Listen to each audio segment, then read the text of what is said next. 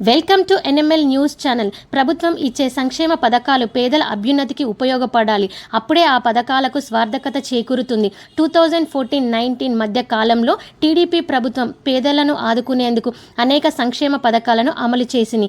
ఇప్పుడు ఆ పథకాలు సత్ఫలితాలను ఇస్తున్నాయి. నాడు ఆర్థిక సాయం పొందిన చేతులు ఇప్పుడు పేదలకు సాయం చేయడానికి ముందుకు వస్తున్నాయి. మంగళవారం రాష్ట్ర సచివాలయంలో ముఖ్యమంత్రి చంద్రబాబును యువ వ్యాపారవేత్త సాత్విక్ మురారి కలిశారు. 2016 సంవత్సరంలో విదేశీ విద్యా పథకం కింద ఐర్లాండ్లో చదువుకోవడానికి నాటి టీడీపీ ప్రభుత్వం సహకరించిందని ముఖ్యమంత్రికి సాత్విక్ వివరించారు.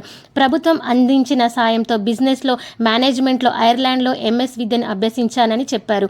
ఆ తర్వాత అక్కడే ఉద్యోగం చేసిన తాను ఇప్పుడు ఐర్లాండ్లో వ్యాపారాన్ని ప్రారంభించినట్లు తెలిపారు. నాడు ప్రభుత్వం నుంచి సాయం పొందిన తాను ఇప్పుడు విదేశాలలో చదవాలని ఆసక్తి చూపించే పేద విద్యార్థులకు సాయం చేయాలనే ఉద్దేశంతో ఉన్నట్టు సాత్విక్ చెప్పారు.